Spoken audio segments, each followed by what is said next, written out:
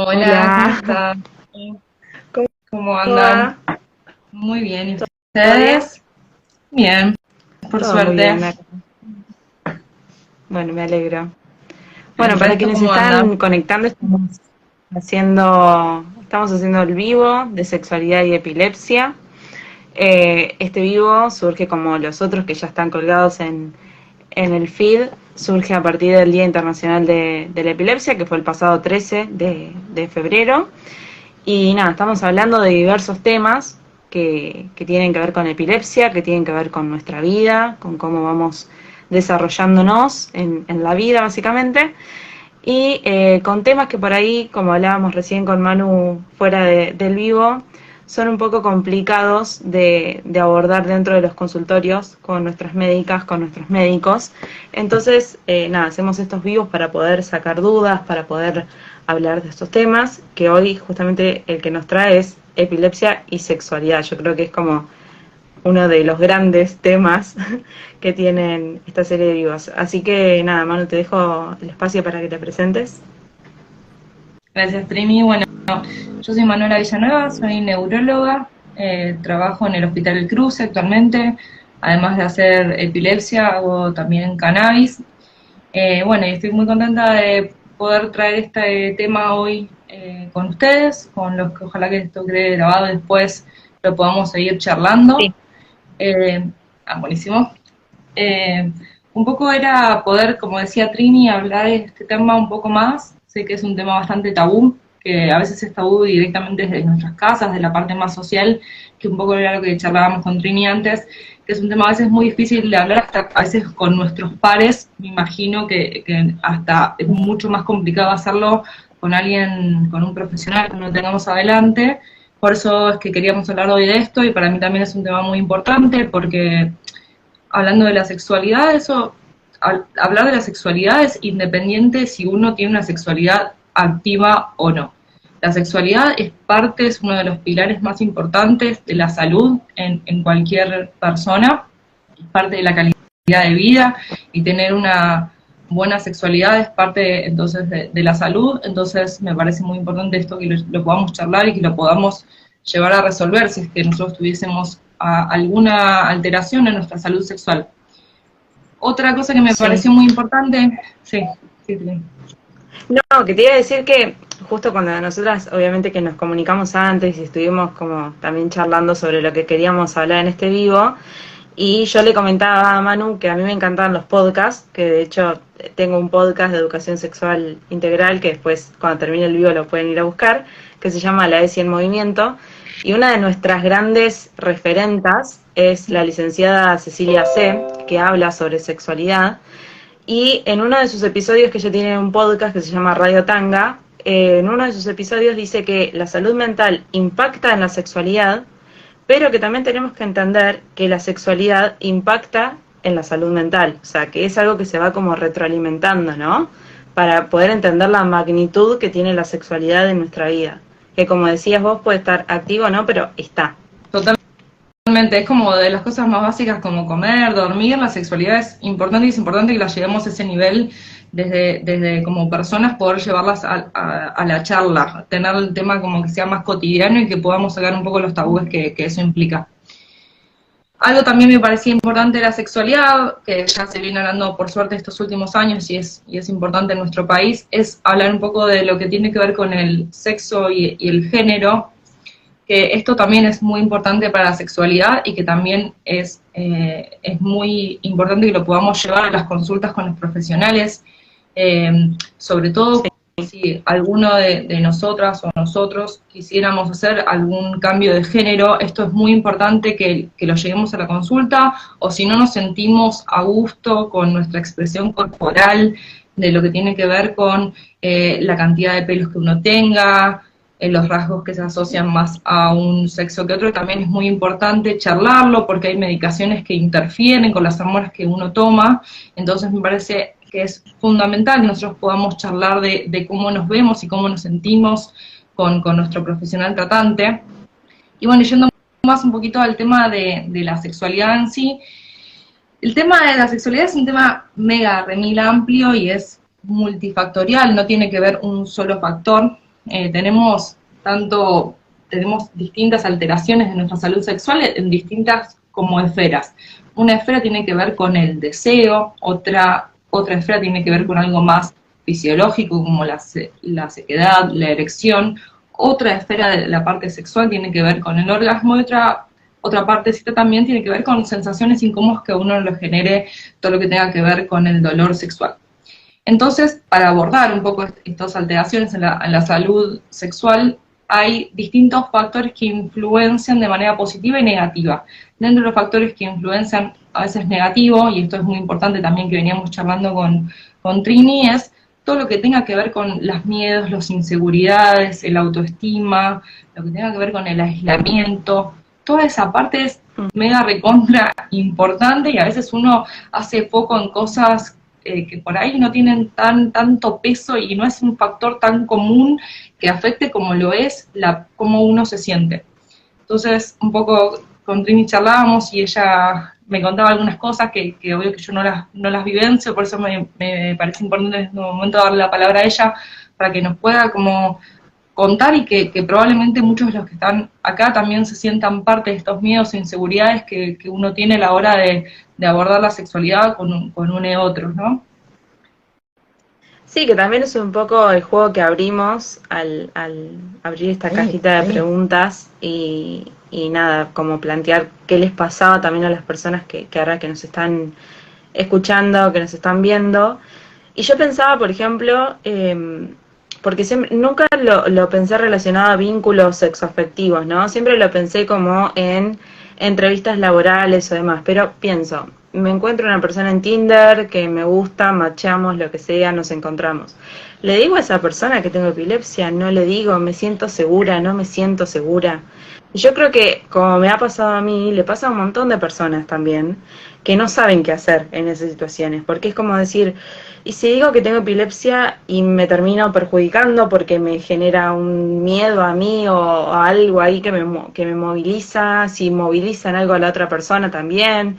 Es como que siento que por ahí el factor emocional, en las personas que tenemos epilepsia, es clave que lo tengamos ahí como bien presente de cómo nos vinculamos con la otra persona, y que en nuestro caso también que nos sintamos sumamente seguras con la persona que vamos a estar, porque justamente si llegamos a tener relaciones, bueno, tenemos relaciones y no sabemos en qué puede parar eso. Sabemos que un montón de crisis también vienen por lo emocional, por cómo nos sentimos. Ahí hablan de ansiedad social, sí, o sea, nos genera mucha ansiedad social a veces a quienes tenemos epilepsia, cómo abordamos eso con las otras personas, por cómo nos afecta a nosotros y porque también nos ponemos a pensar en cómo afecta al otro que le estamos diciendo que nosotros tenemos epilepsia. Eso, por ejemplo, a mí me pasa mucho, de decir, bueno, tengo que decirlo, no tengo que decirlo. Yo me acuerdo que en las últimas citas, digamos, que tuve, en la primera como que omití decir que tenía epilepsia, a ver qué generaba. Y después sí, obviamente una vez una que empieza a generar un vínculo con otra persona, tenés que hablar porque hay que hablar de los cuidados y hay que hablar de un montón de cosas. Y también la parte sexual influye mucho, el saber que tenés epilepsia.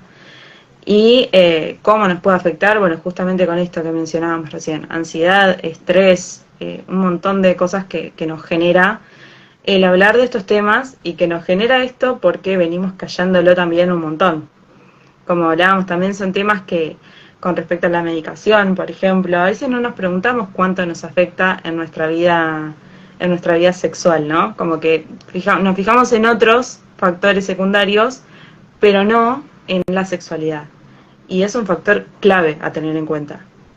Tiene un peso importantísimo, y uno a veces esto, como lo que charlábamos, o mismo las preguntas que vimos en la cajita, y había muchas preguntas respecto con la sexualidad, qué cosas disminuyen la libido, la eyaculación, la erección, y sí, por ahí había pocas preguntas con respecto a lo emocional, que tiene el peso, no sé si te diría que un mayor peso de todos en los factores que influyen sobre la sexualidad. Entonces, un poquito charlando, yendo para nuestro tema de la epilepsia, me pareció muy importante remarcar esto, y que también la población, o sea, personas que no tienen epilepsia, es muy alto el índice de alteración en la salud sexual, y la mayor causa en general tiene que ver con eso, como uno se siente, ¿no? si bien Sí, dentro de la epilepsia uno pregunta, bueno, ¿la epilepsia afecta sobre la sexualidad? Bueno, hay que ver qué parte de la epilepsia.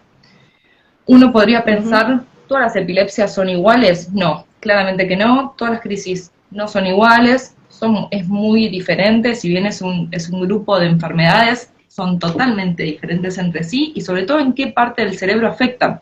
Hay enfermedades que sabemos que son muy focales en alguna parte del cerebro, otras que son más generalizadas, entonces una epilepsia que afecta sobre una parte del cerebro no tiene la misma implicancia de la sexualidad sobre la otra, porque nosotros sabemos que toda la red sexual es una red que está en parte en el sistema que se llama el sistema límbico, que tiene que ver con todas las emociones. Hay epilepsias que afectan esa red, hay otras epilepsias que no la afectan. Por otra parte, hay epilepsias que afectan todo lo que tiene que ver con nuestra red hormonal. Nosotros, las hormonas que tenemos y que todos conocemos que nos sacan en la sangre, llegan todo a través de un sistema de información que empieza primero en el cerebro y que se regula ahí.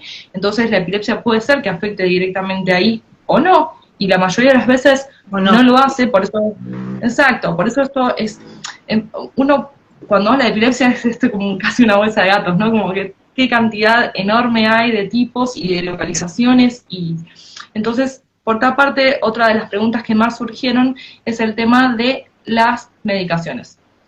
Las medicaciones no son todas iguales, si bien es un grupo muy grande de fármacos, nosotros tenemos como 30 fármacos disponibles en la actualidad que afectan sobre la epilepsia, y no todos afectan de igual medida en la sexualidad. Hay algunos fármacos que lo que hacen es alterar estas hormonas que habíamos hablado, y estas hormonas que tienen que ver con nuestro ciclo sexual, tanto en hombres como en mujeres, pueden estar afectadas por algunas medicaciones, y la gran mayoría no lo hacen. Hay otras medicaciones que lo que generan es mucho sueño, como le pasa a la mayoría de las personas con epilepsia que empiezan una medicación, a veces empiezan con una dosis que les da sueño, que esto es muy frecuente. El sueño, estar cansado, nos quita la libido, y esto no tiene que ver directamente con la medicación, sino tiene que ver con cómo uno está en su cotidianidad y cómo uno se vincula con su sexualidad. Entonces, si el fármaco tiene que ver o no con la sexualidad.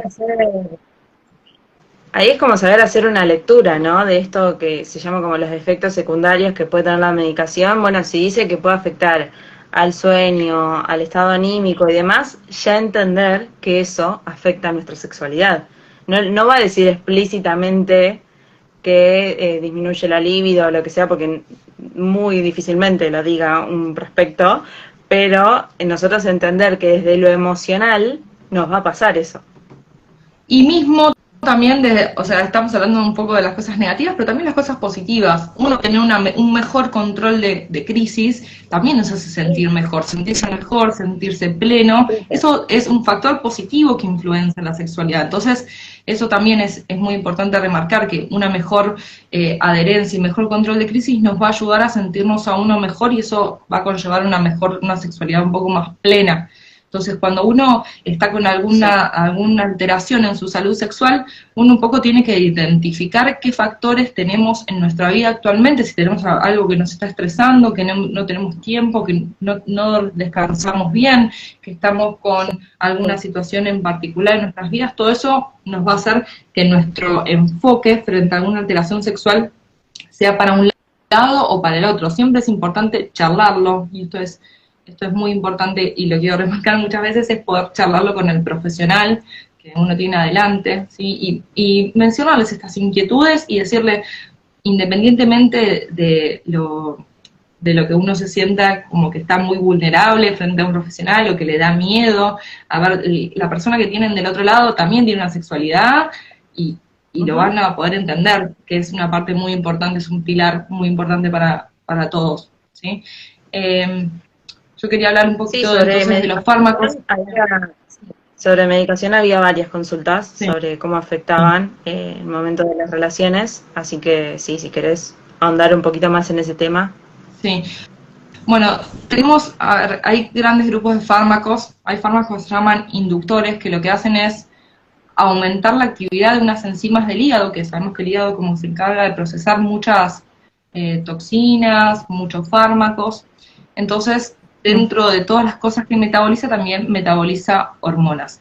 Entonces, hay fármacos que son clásicamente los inductores, que es que uno de los fármacos más clásicos es la carbamazepina, la fenitoína y el fenobarbital, que también son como los fármacos, los primeros fármacos que hubo en el mercado.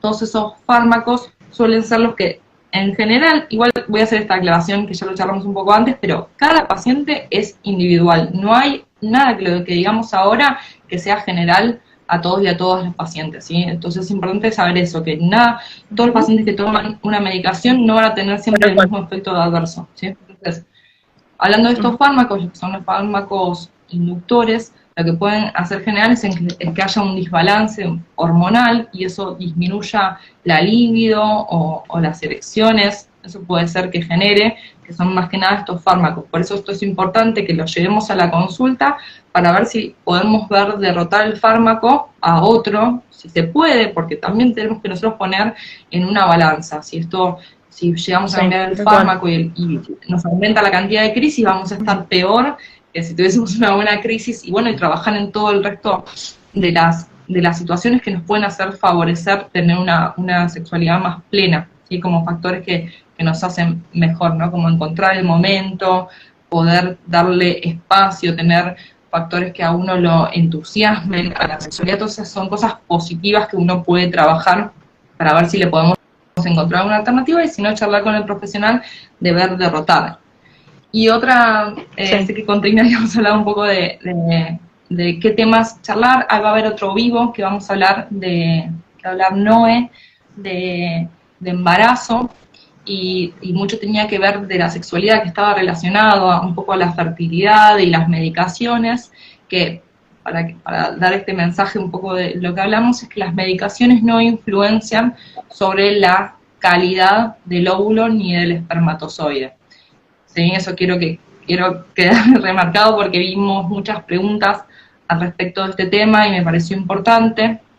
Y después otro gran tema que tuvimos la oportunidad de ver, que había muchas similitudes, es al respecto de la cantidad de crisis y la sexualidad. Como si tengo sexo me aumenta la cantidad de crisis, o si tengo una vida sexual más activa me disminuye, estoy más tranquila, ¿no? Bueno, y ahí un poco tiene, como dijimos, que la epilepsia es muy grande y es muy diversa. En líneas generales, ninguna epilepsia aumenta sus crisis durante el momento sexual ni durante el orgasmo. Dijimos en la mayor parte de ellas. Ahora, hay un tipo de epilepsia muy específico que se llaman epilepsias reflejas. Esto lo que sucede es que cualquier estímulo fuerte, sensitivo, sonoro o táctil desencadenan las crisis, pero es únicamente en ese tipo de epilepsia que, como es un estímulo muy fuerte, puede ser que la desencadene, pero es en el único caso donde aumentan. Entonces, un poco lo que hablábamos también antes con Trini, esto de, bueno, la ansiedad de un encuentro sexual es todas las personas tenemos ansiedad ante un encuentro sexual, siempre. Y me imagino que cuando uno tiene epilepsia tiene un montón de incertidumbres más, ¿no? Como un poco, bueno, tendré una crisis durante el momento, estoy sola con la persona, ¿qué hago? ¿Qué le digo? Siempre, bueno, mi recomendación es esto de que un poco charlemos lo máximo posible, naturalicémoslo, charlémoslo con el profesional y con nuestro vínculo sexoafectivo, o mismo con uno solo, ¿sí? Y sepamos que, bueno, que nada, en el momento sexual no es que aumentan las crisis, ni durante el orgasmo.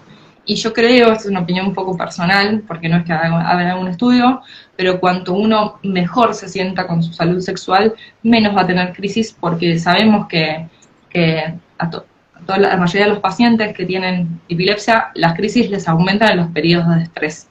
Entonces, cuanto uno mejor llevemos los distintos temas de nuestra vida, mejor nos vamos a tener relación en eso. Entonces, yo creo que cuanto mejor tengamos nuestra salud sexual, mejor vamos a estar en relación a nuestra frecuencia de crisis. Pero bueno, no hay nada que esté escrito que hable de la cantidad, calidad, pero creo que es una opinión personal.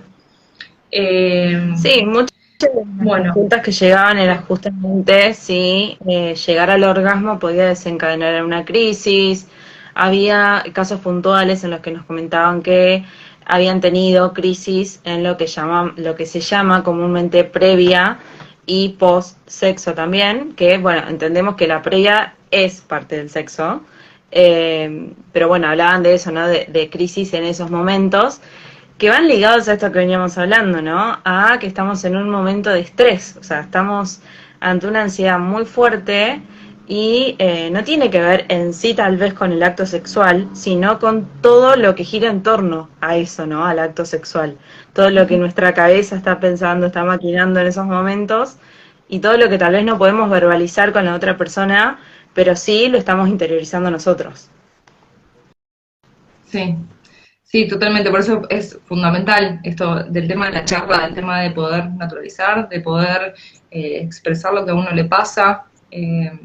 Me parece como parte fundamental.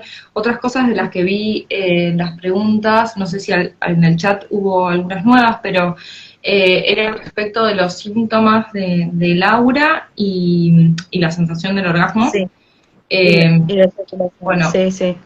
claro, no sé si todos los que están acá en el vivo saben, pero el aura son los síntomas subjetivos que tiene el paciente cuando inicia una crisis, o sea, el aura es parte de la crisis, es parte de la crisis, esos son los síntomas iniciales que tiene la persona que tiene epilepsia antes de que el resto lo pueda ver. Es decir, si uno tiene un observador al lado, no puede ver estos síntomas que uno le llama el aura. Y yendo a un poco el aura, todas las auras son distintas según el paciente, la mayoría son muy difíciles de explicar para el paciente mismo, referir estas sensaciones tan complejas. Son distintas para nosotros mismos también cuando la estamos viviendo. Yo he tenido auras y he tenido auras completamente distintas también, o sea, en diferentes meses cuando he tenido crisis y he tenido auras y han sido distintas, y es como, no sé explicarlas porque han sido distintas. No cambia el tratamiento. Sí.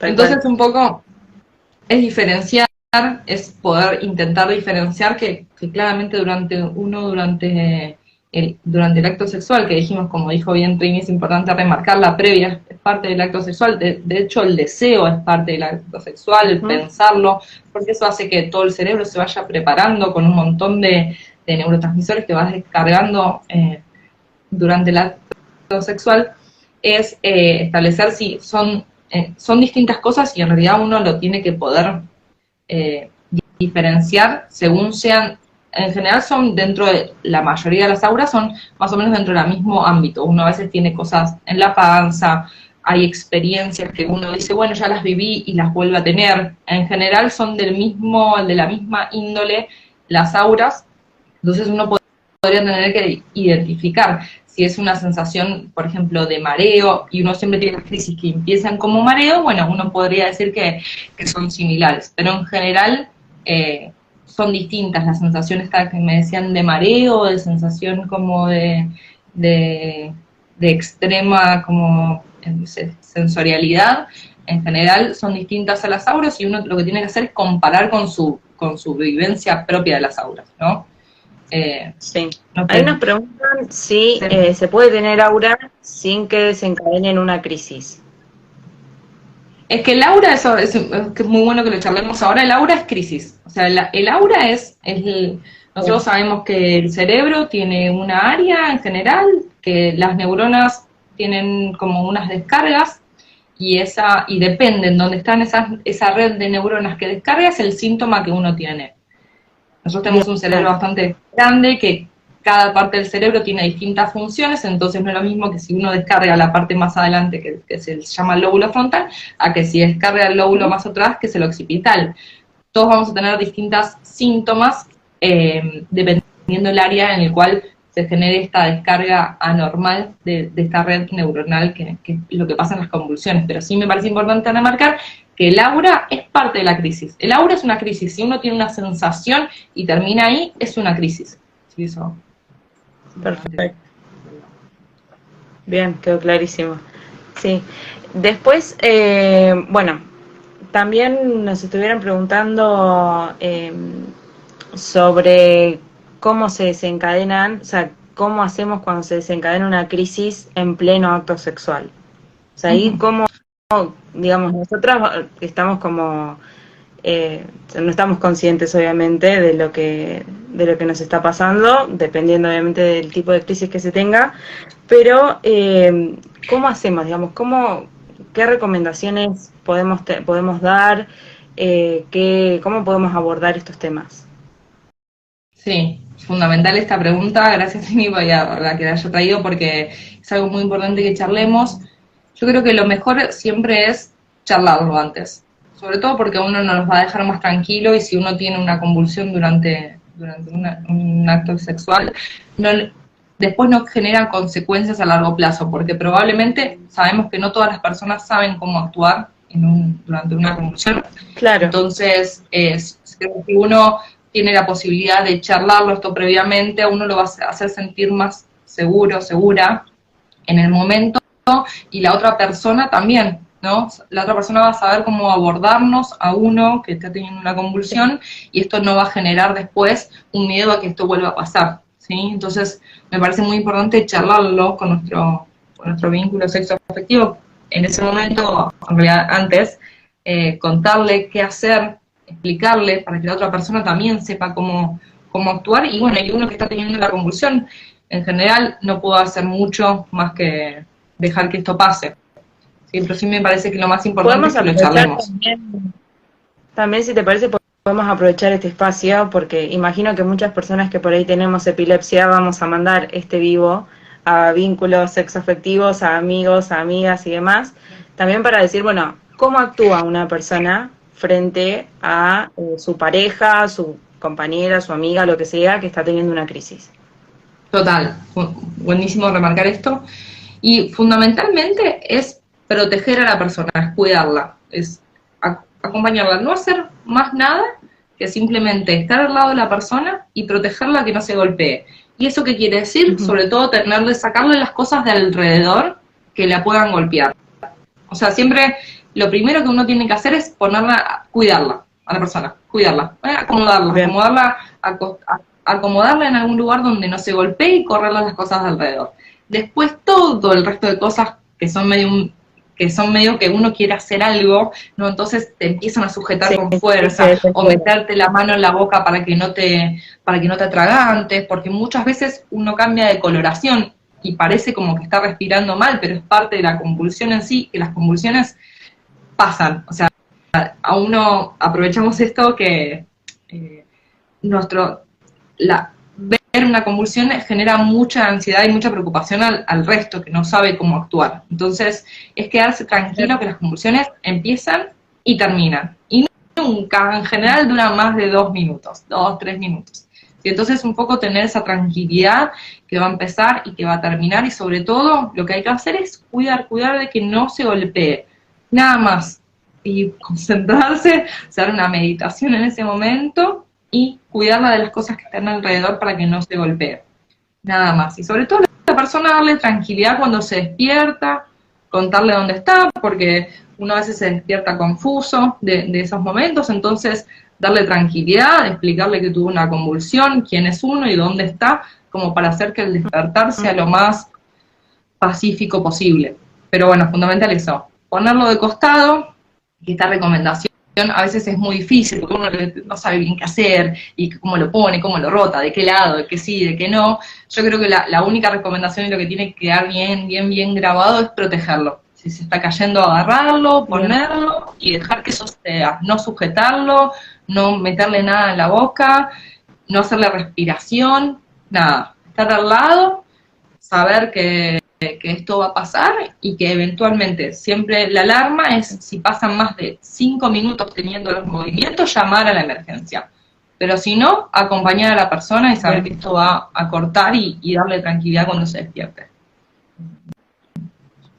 Exacto, eso que marcaste ahí al final, el acompañamiento al momento de despertar es fundamental, y justamente hablando de sexualidad y epilepsia, si nos llega a pasar en medio de una relación sexual o lo que sea, el acompañar a la persona es fundamental. Y lo digo desde mi experiencia de que cada vez que vuelvo de una crisis, de la única persona que yo me acuerdo de su existencia es de mi mamá.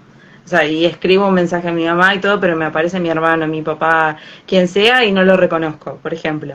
Entonces, el acompañar a la persona y que sepa, bueno, explicarle quién sos, en qué situación está, lo que le acaba de pasar, me parece como que es fundamental eso que dijiste. no sé, bueno, ahí estaba leyendo, están compartiendo también experiencias de cómo sienten los diferentes tipos de aura, así que eso, nada, súper valioso. Nos preguntaron si el vivo va a quedar grabado. Sí, va a quedar grabado, ya ahora ni bien terminemos, lo subimos. También para las personas que se estuvieron sumando ahora, les comentamos que nos habían llegado algunas consultas muy puntuales sobre medicamentos. Eso siempre recomendamos que los aborden con sus neurólogos, con sus neurólogas, los efectos que tienen porque un medicamento tiene efectos distintos, depende de la persona.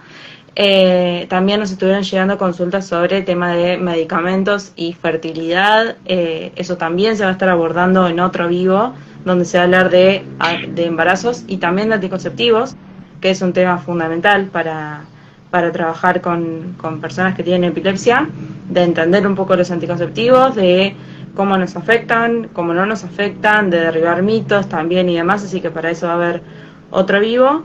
Y nada, nosotros más que nada estamos hablando como de la sexualidad en toda su integralidad, si se quiere, ¿no? Como desde lo emocional, todo. O sea, como recién hablábamos con Manu, lo que decimos tener sexo no es solamente penetración, sino esto que llamamos también previa es sexo. En el momento que decíamos a otros ya estamos hablando de sexualidad, entonces entender todo eso nos lleva también a comprender un poco por qué a veces nos sentimos como nos sentimos, ansiosos, ansiosas, con un poco también de temor, de miedo a decirle a la otra persona que tenemos epilepsia, porque no sabemos tal vez cómo puede desencadenar eso en la otra persona. Ay, no sé si me están escuchando, porque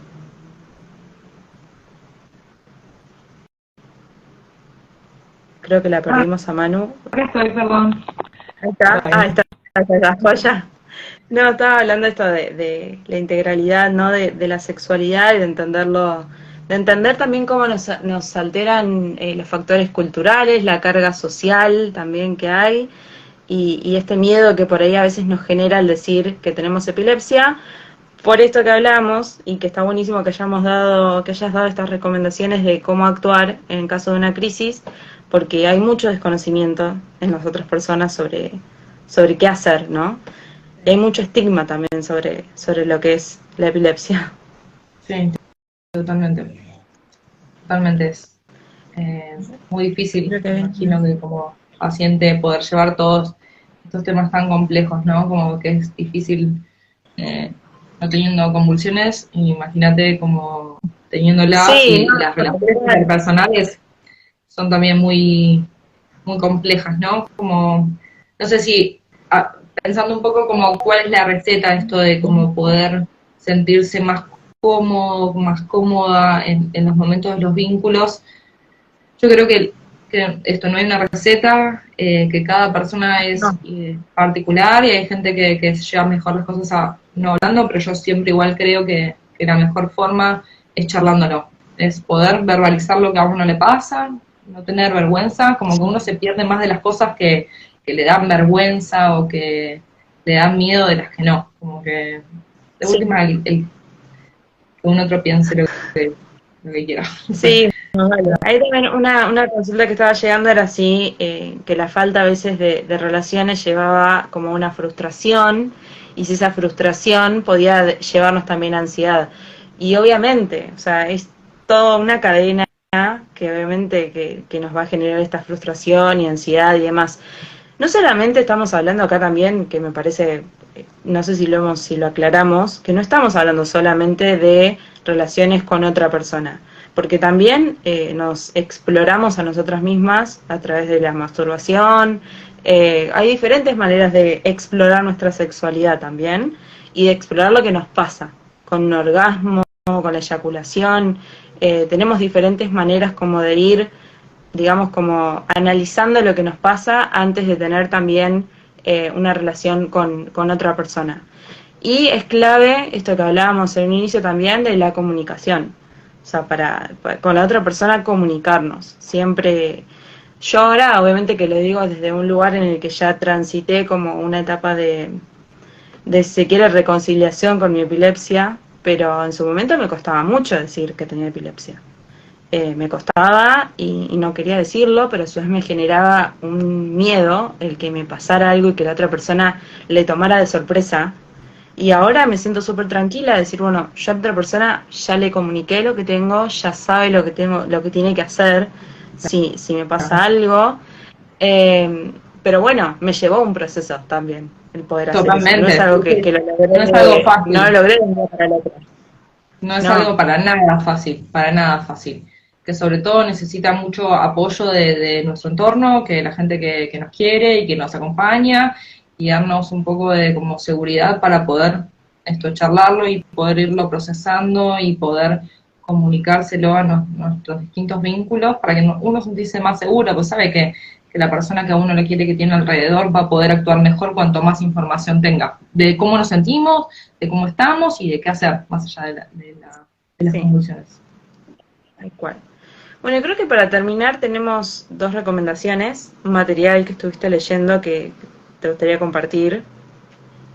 Bueno, fundamentalmente hay una guía que sacó la Sociedad Británica de Epilepsia, que está en inglés, pero por suerte acá las chicas de Espacio de Epilepsia está en el español.